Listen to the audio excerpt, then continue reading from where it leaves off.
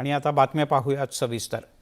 राज्यातील शिंदे फडणवीस सरकारची पहिली अग्निपरीक्षा अर्थात पहिलं अधिवेशन हे उद्यापासून सुरू होत आहे। या अधिवेशनात विरोधी पक्ष आणि सत्ताधाऱ्यांमध्ये चांगली जुंपणार हे वेगळं सांगायची गरज नाही, पण यावेळेला मुद्दे काय असतील, कोण कोणाच्या निशाण्यावर असेल हे पाहणं औत्सुक्याचं आहे। शिवसेनेत बंडखोरी झाली आणि सत्तांतर सुद्धा।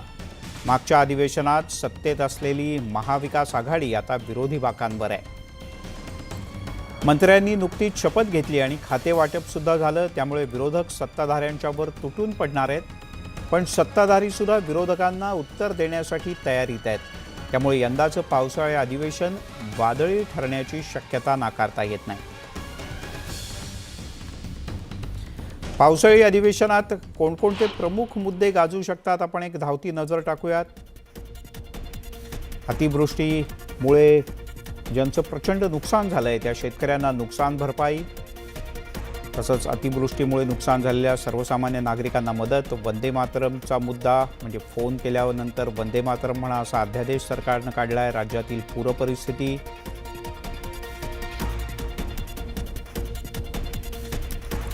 याशिवाय रखडलेले अनेक प्रकल्प, मग त्यात मेट्रोपासून अनेक प्रकल्पांचा विषय आहे,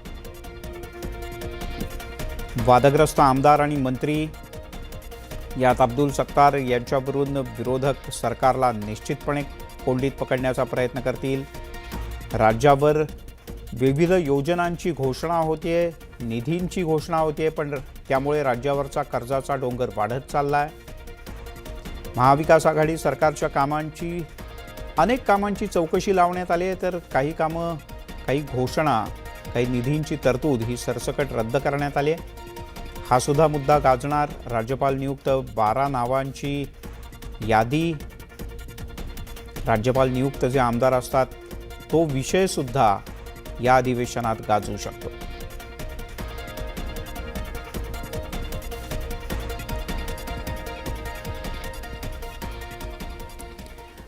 शिंदे फडणवीस सरकारचं पहिलं पूर्णकालिक अधिवेशन उद्यापासून सुरू होत आहे। अधिवेशनाच्या पूर्वसंध्येला विरोधक आणि सत्ताधाऱ्यांमध्ये शाब्दिक युद्ध रंगल्याचं पाहायला मिळालं।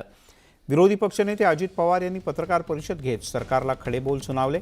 यानंतर शिंदे फडणवीस यांनी अजित पवार यांना जोरदार प्रत्युत्तर दिलं। पाहूयात विरोधक आणि सरकार यांच्यातील घमासान।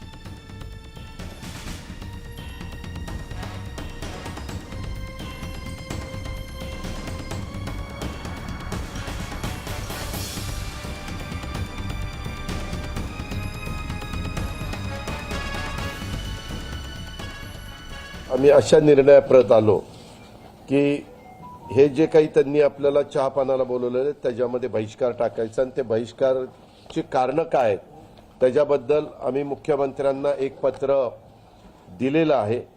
ते आपल्याला पण आम्ही देतो की ह्या कारणाच्या करता आम्ही पूर्वसंध्येला विधिमंडळ अधिवेशनाच्या पूर्वसंध्येला चहापानाच्या कार्यक्रमावर बहिष्कार त्या ठिकाणी टाकला।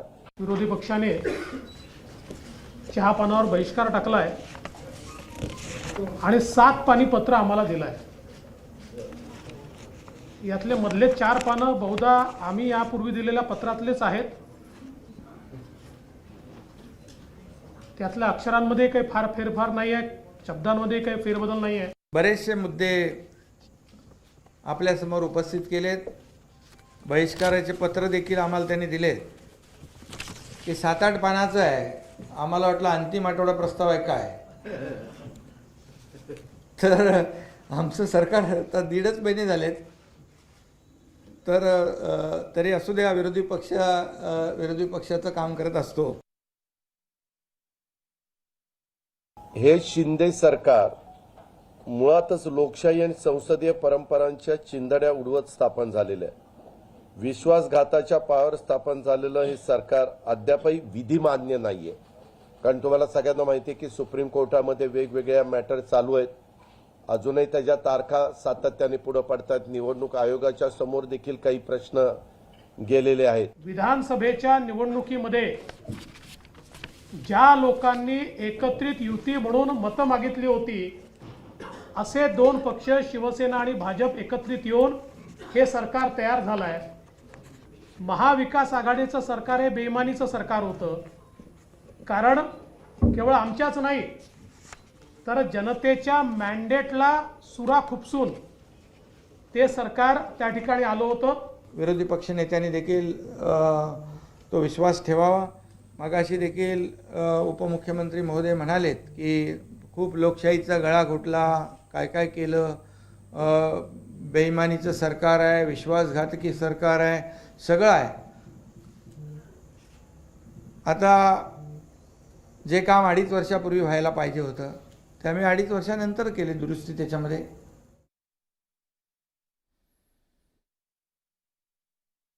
विकासाच्या कामांना स्थगिती दिली, डीपीसीला स्थगिती दिली, सगळ्याच गोष्टीला स्थगिती दिली. त्याच्यात मराठी भाषा पण आलेली आहे. आज विधिमंडळामध्ये निवडून आलेला जो आमदार लोकप्रतिनिधी असतो तो 5 लाख लोकांचं प्रतिनिधित्व करत असतो.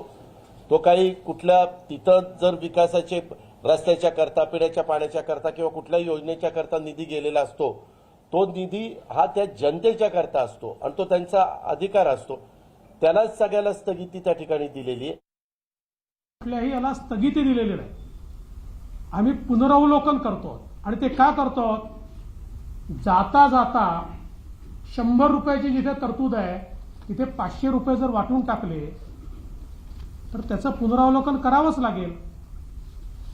कारण ते कसे खर्च होतील हेही आपल्याला माहिती आहे, त्याचा काय परिणाम होईल हेही आपल्याला माहिती आहे आणि त्याचा बजेटवर काय परिणाम होईल हेही आपल्याला माहिती आहे. आणि म्हणून हे पुनरावलोकन आम्ही करतो. पूर्वीच्या सरकारने त्या ठिकाणी काही निर्णय घेतले होते.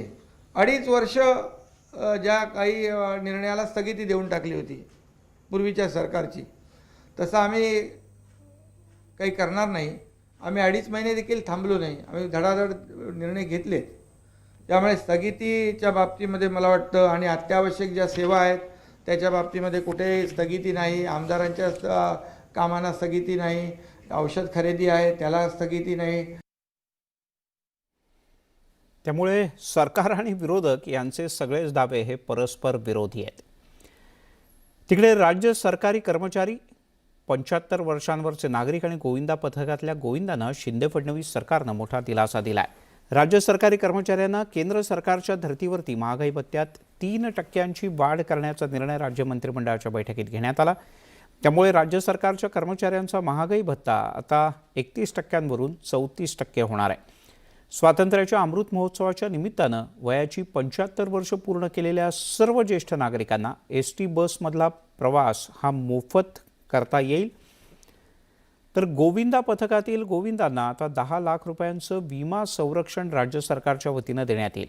या विमा संरक्षणाचे प्रीमियम सरकारकडून भरण्यात येणार असल्याचं सुद्धा मुख्यमंत्री एकनाथ शिंदे यांनी जाहीर केलं.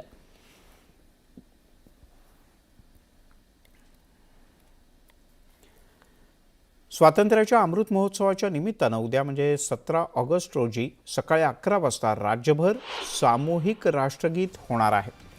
नागरिकांनी आहे त्या ठिकाणी थांबून राष्ट्रगीत गायन करावं असं आवाहन राज्य सरकारच्या वतीनं करण्यात आलं आहे. या उपक्रमात राज्यातील सर्व खाजगी तसंच सर्व शासकीय शाळा तसंच सर्व शाळा, महाविद्यालयं, सर्व आस्थापना, शैक्षणिक संस्था, विद्यापीठं, शिक्षक, विद्यार्थी हे सगळे सहभागी असतील. खाजगी आस्थापनांनी, व्यापारी प्रतिष्ठानांनी सुद्धा यामध्ये सहभाग घ्यावा असं आवाहन राज्य सरकारतर्फे करण्यात आलं आहे.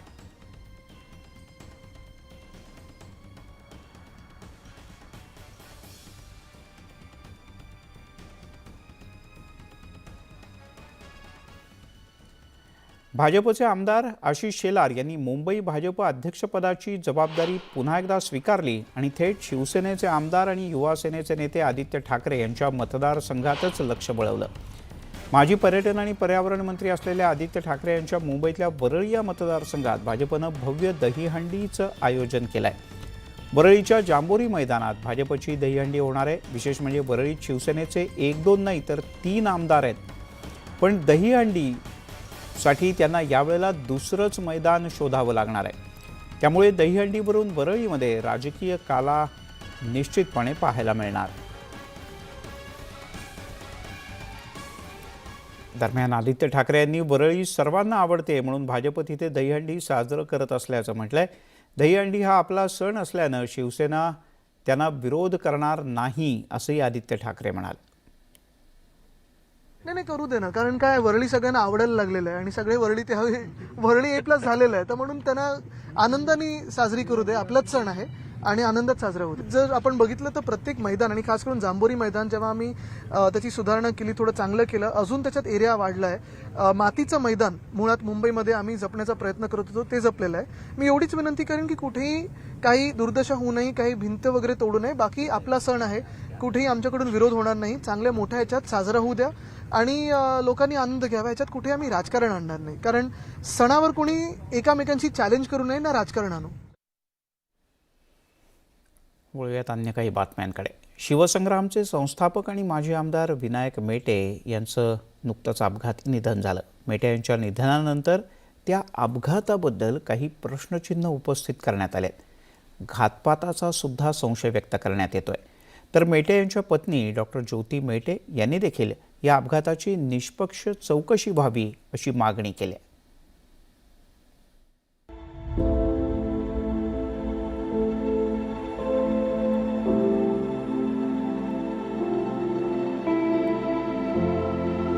मेटेंच्या निधनानंतर काही प्रश्न अनुत्तरित.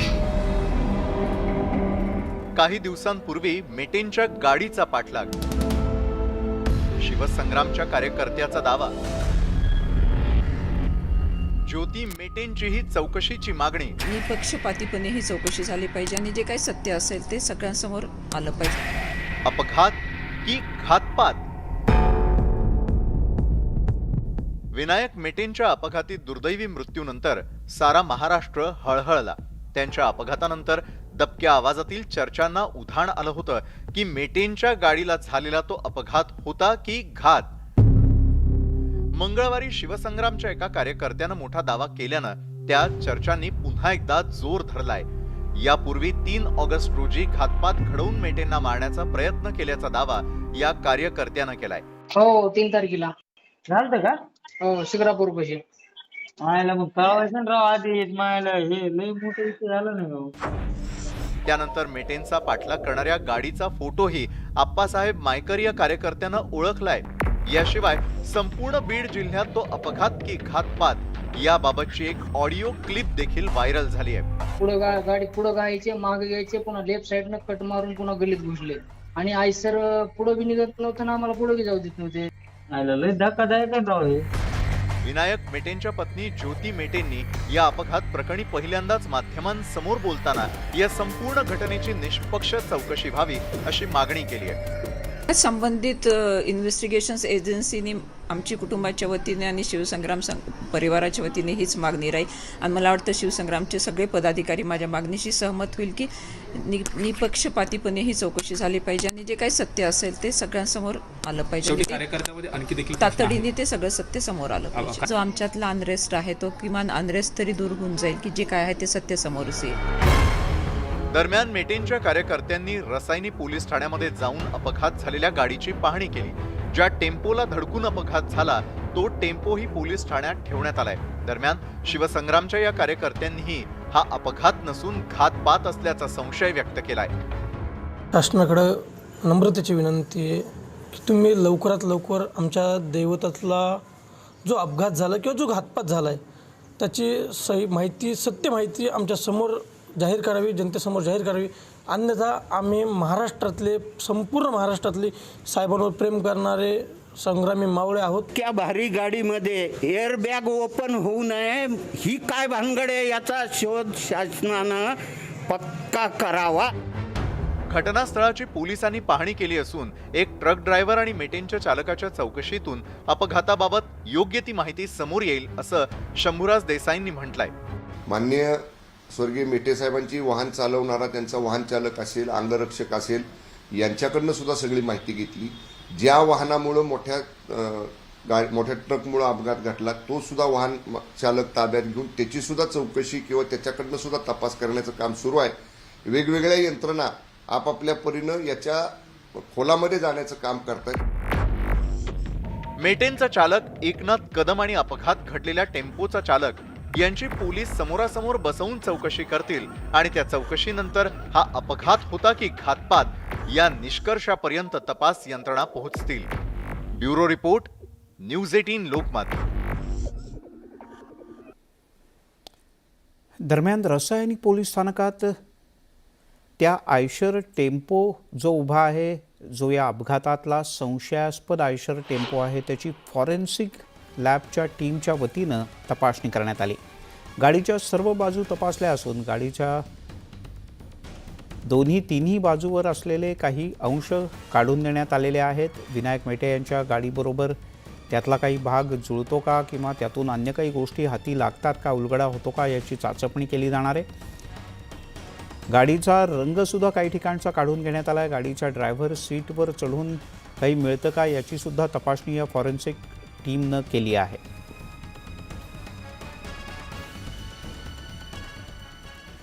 वळूयात आणखीन काही महत्त्वाच्या बातम्यांकडे. पुणे मेट्रोच्या दुसऱ्या टप्प्याची चाचणी यशस्वी झाली आहे. गरवारे ते डेक्कन आणि फुगेवाडी ते दापोडी अशा दोन्ही मार्गांवर या चाचण्या घेण्यात आल्या. त्यामुळे साधारण ऑक्टोबर 2022 पर्यंत पुणेकरांना खऱ्या अर्थानं मेट्रो सेवेचा लाभ घेता येणार आहे. पुणे मेट्रो अखेर कात टाकणार.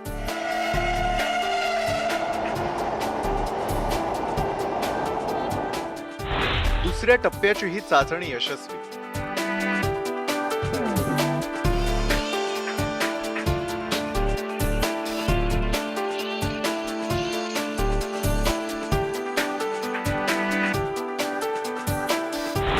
ऑक्टोबर 2022 पर्यंत मेट्रो 2 धावणार.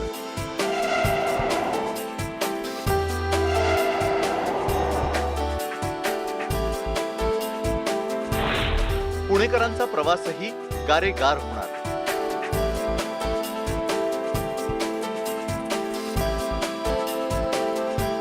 स्वातंत्र्याच्या अमृत महोत्सवाचं औचित्य साधून पुणे मेट्रोनं दोन्ही मार्गिकांवरती एक एक पाऊल पुढे टाकलंय. गरवारे कॉलेज ते डेक्कन आणि फुगेवाडी ते दापोडी स्टेशन दरम्यानची मेट्रो प्रवासाची यशस्वी ट्रायल घेण्यात आली आहे. पुणे मेट्रोचं आतापर्यंत 78% काम पूर्ण झालंय. त्यामुळे ऑक्टोबर 2022 अखेर पुणे मेट्रो शहराच्या मध्यवर्ती भागापर्यंत प्रवासी सेवा पुरवेल असा विश्वास अधिकाऱ्यांनी व्यक्त केलाय. 30 ऑक्टोबरपर्यंतचं टार्गेट आहे. त्याच्यामध्ये थोडाफार फरक इकडे तिकडे होऊ शकतो काही याच्यामुळे, पण तो त्या दृष्टीने आमची सर्व नियोजन चालू आहे. त्या दृष्टीने वेगाने कामं चाललेली आहेत.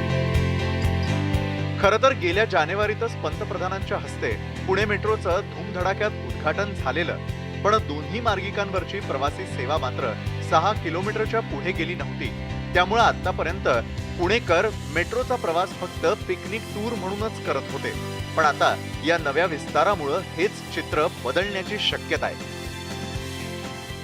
पुणे मेट्रोचा वापर आजवर खरं तर फक्त ती फुलराणी म्हणून होत होता अशासाठी, कारण पुणे मेट्रो जी सर्व्हिस सुरू आहे आतापर्यंतची ती फक्त 6 किलोमीटरची आहे दोन्ही मार्गावरची. त्यामुळे पुणेकरांना पूर्णपणे ही मेट्रो पूर्ण क्षमतेने वापरता येत नाही. म्हणूनच पुणे मेट्रोने पुढच्या दुसऱ्या टप्प्याची चाचणी काल यशस्वीपणे पूर्ण केलेली आहे. मग इथून गरवारे स्टेशन पासून तर तिकडं डेक्कन पर्यंत आणि त्या रूटवरती फुगेवाडीपासून तर दापोडीपर्यंत हे दोन्ही रूट काल यशस्वीरित्या चाचणी करून झालेले आहेत. हे काम असं जर पुढं कंटिन्यू पूर्ण होत गेलं तर साधारण 2022 पर्यंत पुणे मेट्रो शहराच्या मध्यवर्तीपर्यंत सेवा देऊ शकणार आहे आणि खऱ्या अर्थाने पुणे मेट्रोला वेग येणार आहे. पुणे मेट्रोची दैनंदिन प्रवासी वाहन क्षमता तशी 7.5 लाखांची आहे. पण काम पूर्ण झालं नसल्यानं आजवर मेट्रोला 10,000चा टप्पाही पार करता आलेला नाहीये. पण स्वातंत्र्यदिनी मात्र पुणे मेट्रोनं पहिल्यांदाच एकाच दिवशी 80,000चा टप्पा पार करत नवा विक्रम केला. त्यामुळे याच वेगानं मेट्रोचं काम लवकरात लवकर पूर्ण होऊन पुणेकरांना गारेगार प्रवासाची सुविधा मिळो हीच अपेक्षा. व्हिडिओ जर्नलिस्ट गणेश कदमसह चंद्रकांत फुंदे, न्यूज 18 लोकमत, पुणे. तिकडे सीएनजी आणि पीएनजीच्या दरात महानगर गॅस लिमिटेडनं कपात केली. सीएनजीच्या दरात प्रति किलो थेट 6 रुपयांची तर पीएनजीच्या दरात प्रति किलो 4 रुपयांची कपात करण्यात आली. आज मध्यरात्रीपासून कपात झालेले सीएनजी आणि पीएनजीचे दर लागू होणार आहेत. या कपातीनंतर मुंबईत CNGचा दर प्रति किलो 80 रुपये तर PNGचा दर प्रति किलो 48 रुपये 50 पैसे इतका असेल. CNG आणि PNGच्या दरात कपात झाल्यानं वाहन चालक आणि सर्वसामान्य ग्राहकांना दिलासा मिळणार आहे. आपण पाहताय दिवसभराच्या बातम्या. जम्मू काश्मीरच्या पहलगाममध्ये ITBP अर्थात इंडो तिबेट बॉर्डर पोलीस दलाच्या 37 जवानांना घेऊन जाणाऱ्या एका बसला भीषण अपघात झाला. ही बस चंदनबारी भागातून पहलगामच्या दिशेने जात असताना बसचे ब्रेक अचानक फेल झाले, त्यामुळे अपघात झाल्याची प्राथमिक माहिती समोर येते. या बसमध्ये 39 प्रवासी होते, यापैकी 37 ITBPचे जवान होते. या दुर्घटनेत 7 जवान शहीद झाले आहेत.